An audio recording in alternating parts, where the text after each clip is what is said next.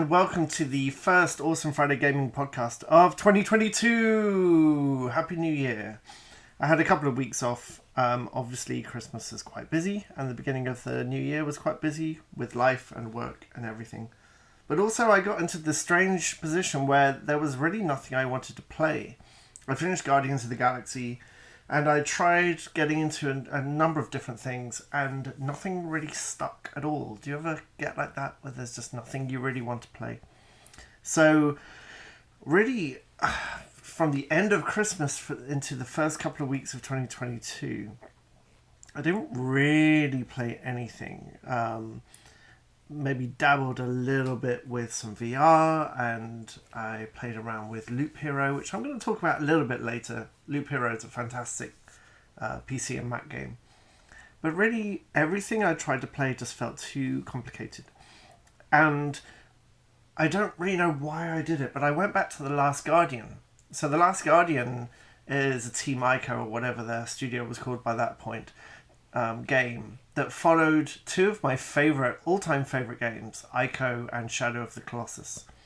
And if you've ever played these games, they are very deep and meaningful and beautiful, artistic games, full of expression and full of emotion.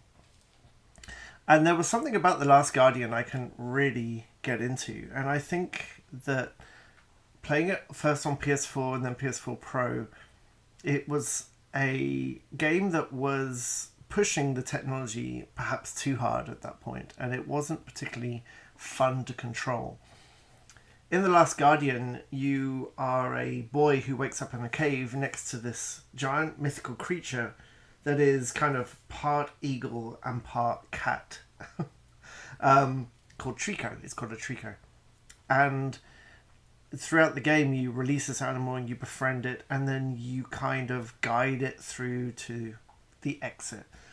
And I don't know how they program this thing to be so lifelike, but because it is so lifelike, it's also incredibly stubborn. So sometimes it doesn't do what you need it to do. You can't control him like a tank. You have to ask him to do things, and sometimes he just doesn't. And depending on how you feel about that, that might be a frustrating factor for you. So I think I hit a wall with maybe the technological issues and some of the puzzles I was finding frustrating. So I went back to The Last Guardian on my PS5 because I know it's meant to have been enhanced, higher frame rate, and it had HDR added, I believe, after the fact. So I went back to it, and I don't know what changed. Maybe it was the fact that it didn't feel like I was walking through wet mud anymore. But the combination of the technology, and I think I finally worked out how to get Trico to do what I needed him to do. I was about 3/4 of the way through the game anyway, so I'm fairly convinced he's programmed to become less stubborn as you become more friends with him. But over the course of a week, I finished The Last Guardian. And sometimes, I said on Twitter, sometimes I really, really wish my wife played more games with me. But occasionally, I'm very happy that she's not here, because the last hour of this game involved lots of shouting from me and lots of passionate gestures, as your beautiful animal gets horribly hurt by various things, and I'm the only one who can save him. And then the last 10 minutes of this game were viewed just through the ugly sobbing ugly crying the end of this game. And I have no problem admitting I cry in a couple of games that really get to me, but this was just ugly sobs. And if you've played The Last Guardian, you probably know what I'm talking about. It's a perfect piece of art, and I am just flabbergasted at how lifelike it was made to be. So I finished The Last Guardian, and that kind of gave me the spark to try a few different things. So there was a big sale on PSN over Christmas, and in my typical fashion, I waited until there was 20 minutes left on the sale before I took a look at it. And there were a couple of things in there that kind of piqued my interest, but one in particular was a game called JETT The Far Shore by Super Brothers, who became well known for a game called Sword and Sorcery. And this is their most recent game. And I've heard writers that I really like talk about this game in all its faults still being this incredible experience. What we would call a Marmite game. I don't know if you... Marmite is like this veggie spread that is either the best thing or the worst thing. I am not a fan of Marmite, but it makes for a good metaphor, especially with JETT. So we're going to talk about JETT today. And the second game we're going to talk about later, which kind of ties together nicely in terms of mechanics versus graphics, for almost opposite reasons to JETT. But we're going to talk about a game called Vampire Survivor, which has only really had some buzz this week. It's a really cheap game on Steam, and there's a free version on the itch.io website. But it's the latest example of a horribly, horribly addictive experience that looks like it could have been on Spectrum 20 years ago. Wait, 20 years ago? How old am I? No, 30 years ago. I keep forgetting how actually old I am. So these two games actually go together better than you would expect when you really examine what works for them or what doesn't. So let's start with JETT The Far Shore. So before I get into the details of JETT and the story, so much as there is a story, I just want to point out that JETT is not a game for everyone. It's highly likely you will hate this game for a number of reasons. But for the same reasons, it's also highly likely you might find that this is something you cannot stop thinking about. And I'm in the second boat here, even with the frustrations. So JETT is it's the end of the world for a civilization. They are in a planet that is polluted and a very industrial kind of grey environment. And the reason it's so industrial is that a person, a prophet, if you like, their prophet, detected something from space called a him wave, which is a radio signal from space. And through this him wave was able to get information from it about this world waiting for them on the far shore. So this is the evolutionary leap of mankind as they get off planet Earth. And so basically this whole, I imagine, planet, I think it's the whole planet, definitely this large area, put everything over hundreds of years, over generations, into building spaceships, a generation ship to take the last remnants of their community to this far shore and start the next era of mankind, knowing full well that they wouldn't be alive to see it. This is a journey of 1,000 years. So this game opens as you're about to leave and you're saying goodbye to everyone. And as openers go, I am struggling to think of a game that has opened in a way that has had such an impact on me. The graphics are beautiful, but kind of minimalistic. But there's something about it. There's a very sort of philosophical look to the whole thing and feel as people say goodbye to you. And all the language is in this made-up language with subtitles. So it sounds very alien anyway. And the beginning of this game is you walking to your ship to leave everything you know behind you as people sing to you this beautiful song. And we'll talk about the soundtrack soon. But they sing this beautiful song to you. Crowds and crowds of people as you walk up the steps between pipes and through girders and towards your ship to leave. And there's this great sense of ending for this new beginning. It's really impactful. So really the beginning of this game is just walking to a spaceship, really.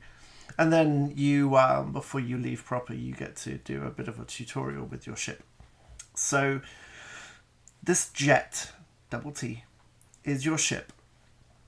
And it's the controls of the ship that give you the highs and the lows of this game. Because it's not necessarily the easiest thing to control. So it does a beautiful, long, sweeping, boosting action. And you have to control your boost so you don't overheat your engines and so on. So when you're moving in these big, wide open spaces, even hopping over things using temporary like boost jumps, it's incredible.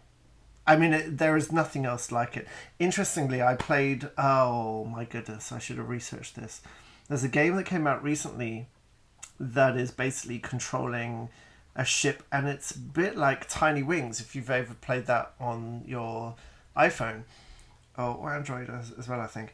In Tiny Wings, you have to control a bird as it goes down the curves of hills, and you get height by letting go at the top. So it gains momentum as it goes down, and then you release it as it goes up. So really, your only button is down, and you let go of it to go like up this curve.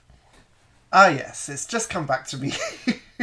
The game is XO1, which is on Xbox Game Pass. I believe it's on PC as well. So in XO1, you have to control your momentum and hit the hills as you go down and then take off again. So it doesn't move quite like that in terms of it has more of its own forward momentum. But it's definitely a control scheme and a movement style that's built for this long sci-fi sweeping. And when you get down over waves like the choppy ocean and you're skirting through, leaving a wake behind you, it is incredible. And then you combine this with the music and the emotional content of the opening and the speech, and it just feels like you are experiencing something utterly distinct. And then your spaceship takes off, and you just leave everything behind, and a counter goes down 1,001 years. And you just have this huge jump to the far shore. So you've basically tracked this radio signal that has sent data about what's waiting for you, including like descriptions of the environment and how there's a giant mountain, which they call Tor, and how this is the next step in evolution.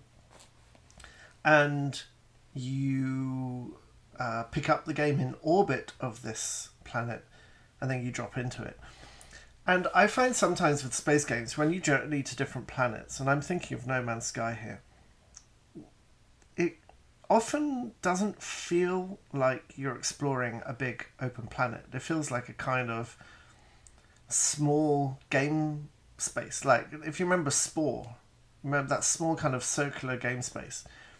No Man's Sky has never really felt like I'm exploring planet-sized objects.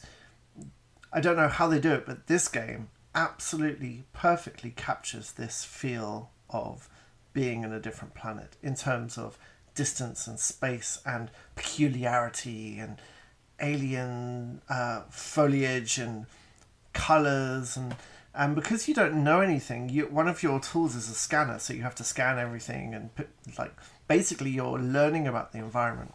And once you scan something, you learn not just its name but also its attributes. So some things will give you a boost, some things will cool down your jets when you fly over them. They're very useful. Some things will enable you to rocket up into the sky or explode objects away. Of course, they're all pieces to a puzzle. As soon as you scan them and see their attributes, you'll recognize that these are things to be used in specific places. And that's where the puzzle elements come in. And as you explore this new planet, some threats appear as well. These huge, colossal animals, these smaller, like moths and mosquito-style things that you have to kind of shake off. And the balance here is the exploration and the free flying and the sweeping and the environment are all incredible. The fiction of this world is incredible. And what I am blown away at is that I've never played a game that feels like I'm reading a big swing science fiction book.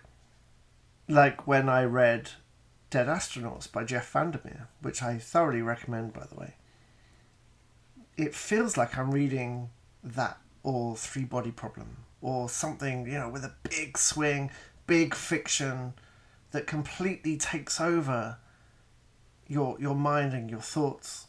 Children of Time and Children of Ruin did this really well as well. And I've never actually played a game that makes me feel like I'm reading a complex science fiction novel.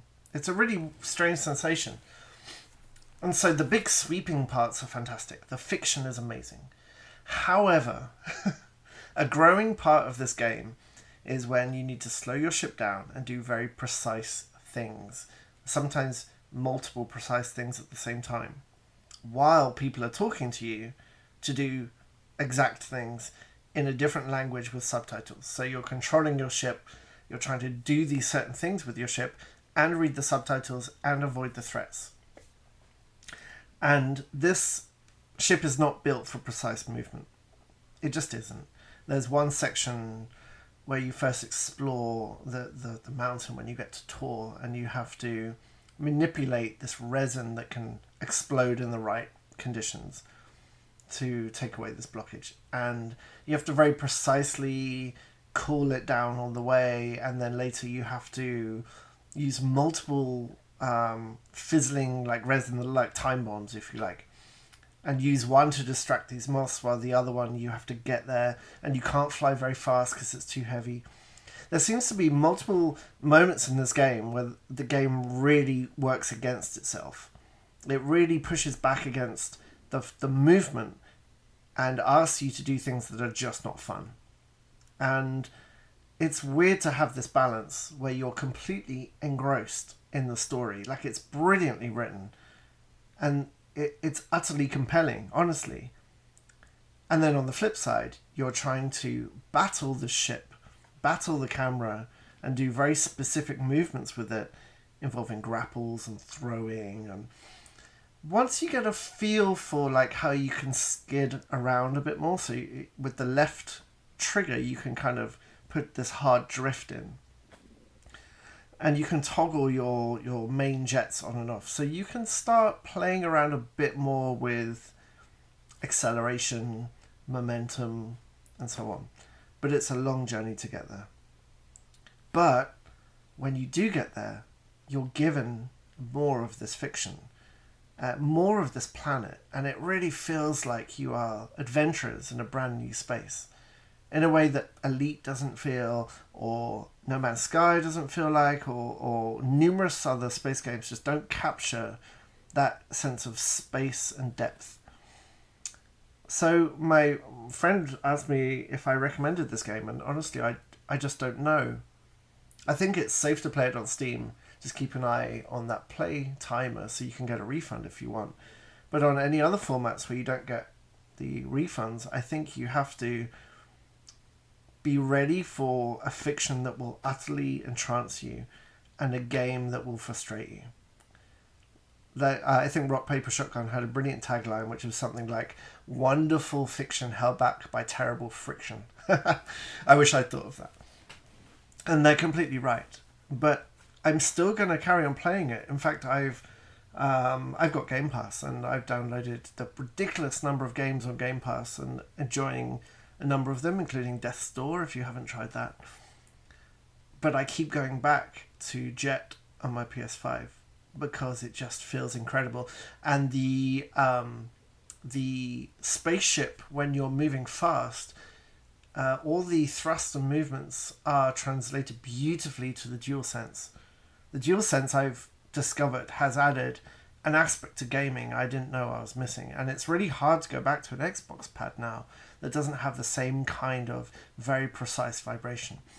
So when you're in JETT and you're sweeping over the ocean and you do a hard turn and you feel every vibration in your controller, and then you hit the boost and everything just clicks perfectly while you're exploring this mystery. And it is a mystery as well. There are things happening that are hard to explain. It's one of the most compelling and involving games I've ever played. So what my concern now is, as I push through this game, how many more moments are there going to be where it slows everything down and asks me to do something precise with a ship and with controls that do not want to be precise. So I'll be very interested to see how I feel at the end of this game, because I feel very compelled to try and finish it. But hopefully my frustration doesn't get in the way.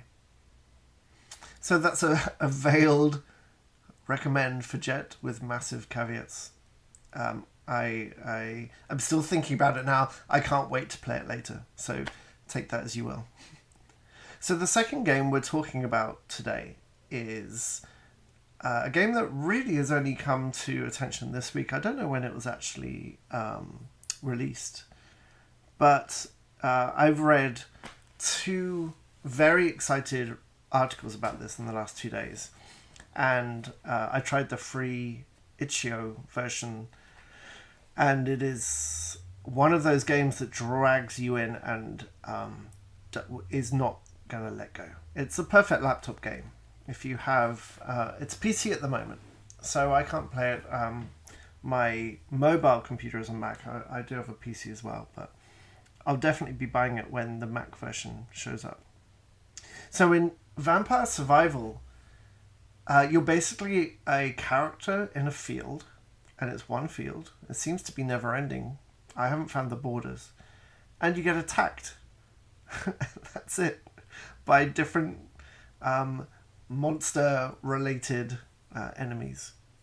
The first thing you'll think of when you see this, or maybe, is Gauntlet. If you remember Gauntlet, Gauntlet was a wonderful player game that inspired other games like the fantastic Alien Breed from Team 17, where you basically walk around fundamentally a maze. It could be a dungeon, it could be a space station, but it's the same thing. And hordes of little icon, little pixel-drawn monsters try to attack you. And the deal with Gauntlet and Alien Breed and everything like that was the number of enemies on screen. So these are the games I played on my Spectrum and my Amiga 500 Plus in the glory days of gaming.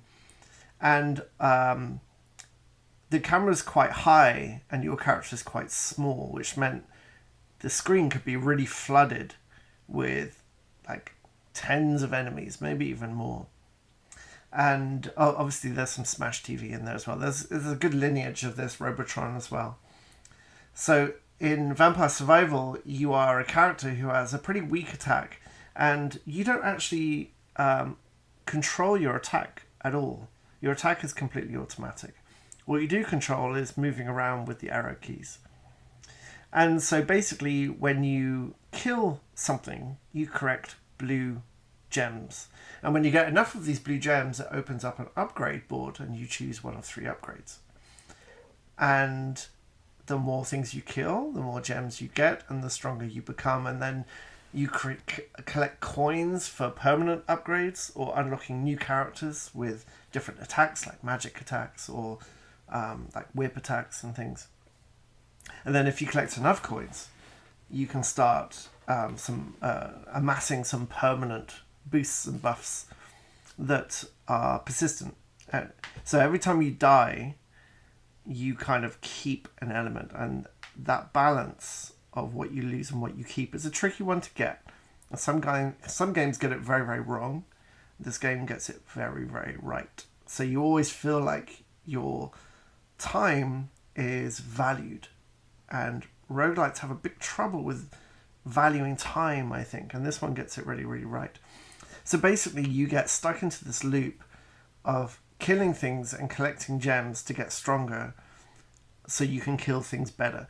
And the more you kill things, the more the enemies attack, and suddenly you get giant clouds of bats and wizards and rings of terrifying plants, and it does a very good job of not throwing too much at you at the beginning, but the stronger you get, just as you think that you've got a handle on it, it introduces another element and reminds you that you very much do not have a handle on anything.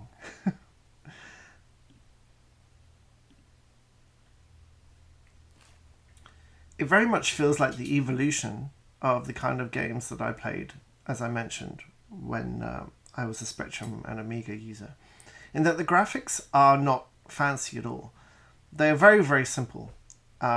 Very old-fashioned kind of dungeon explorer graphics. But, and this is where it reminds me of Loop Hero, which is very, very similar in a number of ways. You start building this fiction in your head, and like the drama of your imagination fills out all the gaps. And the mechanics of this game are so precise and so perfect. It doesn't need anything more. I mean, it's just a field and you, and then hundreds of icons in different shapes closing into you, and they've all got numbers. This is basically fancy Excel, but it's really fancy Excel, and it's really exciting. And the things that you can unlock have genuine benefits.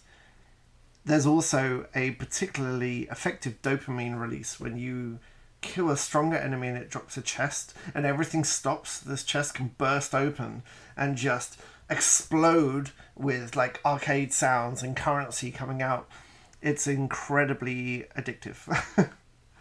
And I've mentioned Loop Hero a few times. If you haven't tried it yet, but especially if you've played Vampire Survival and like it, definitely check out Loop Hero. In Loop Hero, you don't actually control direction or attacks at all. It's all automated. But it's very similar in that as you go around this loop and you kill things to collect things that enables you to kill things, and then between levels you can start building permanent upgrades to make you stronger next time. It's a fantastic laptop game as well, and it's PC and Mac, that one. It's almost like the most relaxing, exciting time you can have, because you're not responsible for the fighting, you're just responsible for the strategy. And as soon as you get a new sword, you can instantly pause everything because you have an action mode and a strategy mode, or a planning mode, I should say. And so you can check out the stats and you can compare them, and you get into that rabbit hole of checking every stat against each other. And luckily the UI is designed really, really well, so it's very easy to quickly check stats and check numbers. And so you get into this cycle of building and building and building, and things get stronger and stronger, and then you get a little bit further each time and you see new enemies. And Loop Hero actually has quite a strong narrative as well about restoring the memory of a place. And so you learn more, and there's actually boss battles, and then you get extra elements for killing these bosses. And there is a bit of a grind to it, in that you do need to work through the first level a few times. But it's so enjoyable, it doesn't matter. And I really get that feeling playing Vampire Survival as well, in that I feel like somebody finally made a good updated version of Gauntlet. And it's another good example of how you don't actually need fantastic graphics if you've got great mechanics. So it's kind of how the opposite I feel about JETT, really. JETT is this incredibly stylized and detailed and wonderful fiction with mechanics you have to really fight through. Whereas Vampire Survival is icons, pixels fighting pixels, but the mechanics are so pure and so perfect and so compelling, it's impossible to have a quick game. I dare you. It's free. There's a free sort of demo version, if you like, although it's not limited, on the itch.io browser. Or you could go to Steam and support it. I think it's under $10 for the game, and it's definitely worth it. The Steam version is getting updated and it stores your persistent upgrades, whereas your browser tab, if it gets closed, you lose everything. So definitely head to Steam and buy that if you like it. It's one of those games where you think you'll just be able to play for 10 minutes and then suddenly an hour is gone. So I don't recommend it for work, for your work day. Like, keep it for afterwards. But it's nice for me to be back in a position where I have things I now want to play. And I'm noticing as I get older and I have less time, the things I choose to play have to be very good in a very particular kind of way. They have to make me compelled to see what's next. And both of these games do that really, really well. Now, of course, February is coming up, and February this year in the games industry is ridiculous because we have Sifu and we have Horizon Forbidden West, which is the reason I bought a PS5, and of course Elden Ring. One of my favorite developers, Platinum, have also announced they're releasing an update to their shoot 'em up Soul Cresta in February. So I know in February I'm not going to be short of things to play. So it was quite nice to actually have a break and to do a few different things. But if you're looking for something distinct and different, then definitely try JETT The Far Shore and Vampire Survival. They pair really well together. So I hope you enjoy them as much as I do. So that's the end of this podcast, the first of 2022. Thank you for joining me. Of course, we're completely independent, so if you feel like supporting us by writing a review on your favorite podcast provider, or leaving us a number of stars, or sharing us, that's always really, really valuable. Of course, we have a Patreon as well, which you can find on our site, awesomefriday.ca, and that really helps us too. So any kind of support is greatly welcomed. I'll be back with Matt for our weekly movies and TV podcast later on this week. And then hopefully next week I'll have something new to talk about in gaming. So thanks again for joining us. I hope you have a fantastic week, and I'll speak to you soon. Bye.